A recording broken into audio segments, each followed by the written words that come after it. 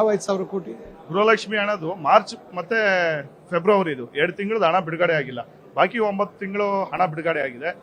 ಈ ಒಂದು ಹಣ ಅಂದ್ರೆ 5,000 ಕೋಟಿ 2 ತಿಂಗಳದ್ದು ಎಲ್ಲೋಗಿದೆ ಅನ್ನೋ ಒಂದು ಪ್ರಶ್ನೆಯನ್ನ ಬಿಜೆಪಿ ಅವರು ಮಾಡ್ತಿದ್ದಾರೆ. ಬಿಜೆಪಿ ಅವರಿಗೆ ಮೊಸರಲ್ಲಿ ಕಲ್ಲು ಹುಡ್ಕೋತದೆ ಕೆಲಸ, ಬೇರೆ ಕೆಲಸ ಇಲ್ಲ ಅವರಿಗೆ. ಮೊನ್ನೆ ಈ ವಿಚಾರದಲ್ಲಿ ಚರ್ಚೆ ಆದಂಥ ಸಂದರ್ಭದಲ್ಲಿ ಮಾನ್ಯ ಮುಖ್ಯಮಂತ್ರಿಗಳು ಬಹಳ ಸ್ಪಷ್ಟವಾಗಿ ಹೇಳಿದ್ದಾರೆ, ಆ ರೀತಿ ಏನಾದರೂ ಕೊಡದೇ ಇದ್ದ ಪಕ್ಷದಲ್ಲಿ ಅದನ್ನು ಪರಿಶೀಲನೆ ಮಾಡಿ ಅದನ್ನು ಕೊಡುವಂಥ ಕೆಲಸ ಮಾಡ್ತೀವಿ ಅಂತ ಭಾಳ ಸ್ಪಷ್ಟವಾಗಿ ಉತ್ತರ ಕೊಟ್ಟಿದ್ದಾರೆ. ಆದರೆ ಯಾರು ಆ ಹಣನ ಯಾರ ಅಕೌಂಟ್ಗೆ ಯಾರೊಬ್ಬರಿಗೂ ಅದು ಹೋಗ್ಲಿಕ್ಕೆ ಸಾಧ್ಯ ಇಲ್ಲ.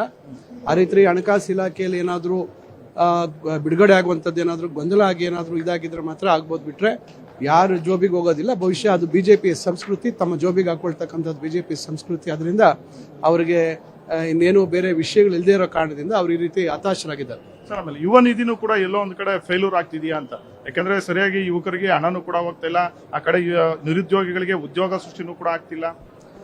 ನೋಡಿ, ಈಗಾಗಲೇ ಕೌಶಲ್ಯ ಅಭಿವೃದ್ಧಿ ಇಲಾಖೆಯಿಂದ ಇದ್ರ ಬಗ್ಗೆ ಬಹಳಷ್ಟು ಕ್ರಮ ತೆಗೆದುಕೊಳ್ತಾ ಇದ್ದಾರೆ. ಅವರಿಗೆ ಕೌಶಲ್ಯದ ಬಗ್ಗೆ ತರಬೇತಿ ಕೊಟ್ಟು ಏನು 2 ವರ್ಷಕ್ಕೆ ಸೀಮಿತವಾಗಿ ಯುವ ನಿಧಿ ಯೋಜನೆಯನ್ನು ಜಾರಿ ಮಾಡಿದ್ದೀವಿ. ಆ 2 ವರ್ಷದ ನಂತರ ಅವರಿಗೆ ಅದು ಹಣ ಹೋಗುವಂಥದ್ದು ನಿಲ್ತದೆ, ಮತ್ತೆ ಹೊಸ ನಿರುದ್ಯೋಗಿ ಯುವಕರಿಗೆ ಕೊಡುವಂಥದ್ದಾಗುತ್ತೆ. ಅಷ್ಟರೊಳಗೆ ಅವರಿಗೆ ಒಂದು ಕೌಶಲ್ಯದ ಬಗ್ಗೆ ಒಂದು ತರಬೇತಿ ಕೊಟ್ಟು ಉದ್ಯೋಗ ಸಿಗುವಂಥದ್ದಕ್ಕೆ ಕೌಶಲ್ಯ ಅಭಿವೃದ್ಧಿ ಇಲಾಖೆ ಹಲವಾರು ಪ್ರಯತ್ನಗಳನ್ನು ಮಾಡ್ತಾ ಇದೆ. ಈ ನಿಟ್ಟಿನಲ್ಲಿ ಕೂಡ ಅವರು ಕಾರ್ಯೋನ್ಮುಖರಾಗಿದ್ದಾರೆ. ಸರ್, ಆಮೇಲೆ ಪ್ರಮುಖವಾಗಿ ಈ ಒಂದು ಅಧಿವೇಶನ ಆದ್ಮೇಲೆ ಸಿಎಂ ಡಿಸಿಎಂ ಇಬ್ರು ಕೂಡ ದೆಹಲಿಗೆ ಹೋಗ್ತಾರೆ, ಒಂದಷ್ಟು ಮಹತ್ವದ ಬದಲಾವಣೆಗಳಾಗುತ್ತೆ ಅನ್ನೋದು ಚರ್ಚೆಗಳು ಶುರುವಾಗಿದೆ. ನೋಡಿ, ಮಾಧ್ಯಮದಲ್ಲಿ ಆಗುವ ಚರ್ಚೆಗೂ ನನಗೂ ಸಂಬಂಧ ಇಲ್ಲ. ಹೈಕಮಾಂಡ್ ಏನು ತೀರ್ಮಾನ ಮಾಡುತ್ತೆ ಅದಕ್ಕೆ ಬದ್ಧವಾಗಿರ್ತೀವಿ ಅಂತಕ್ಕಂಥದ್ದು ಸಿಎಂ ಅವರು ಡಿಸಿಎಂ ಅವರು ನಮ್ಮೆಲ್ಲರ ಅಭಿಪ್ರಾಯ. ಹೈಕಮಾಂಡ್ ಅವರು ಕರೆದ್ರೆ ಹೋಗ್ತಾರೆ. ಮುಖ್ಯಮಂತ್ರಿಗಳು ಪದೇ ಪದೇ ಹೇಳಿದ್ದಾರೆ, ಹೈಕಮಾಂಡ್ ಕರೆದ್ರೆ ಇವತ್ತು ನಾಳೆ ಕರೆದ್ರೆ ನಾಳೆನೇ ಹೋಗ್ತೀರಿ ಅಂತಕ್ಕಂಥ ಮಾತನ್ನು ಹೇಳಿದ್ದಾರೆ. ಅದರಿಂದ ಮಾಧ್ಯಮದಲ್ಲಿ ವಿರೋಧ ಪಕ್ಷದವರು ಹುಟ್ಟಾಕ್ತಕ್ಕಂಥದ್ದಕ್ಕೆಲ್ಲ ಉತ್ತರ ಕೊಡುವಂತ ಅವಶ್ಯಕತೆ ಇಲ್ಲ.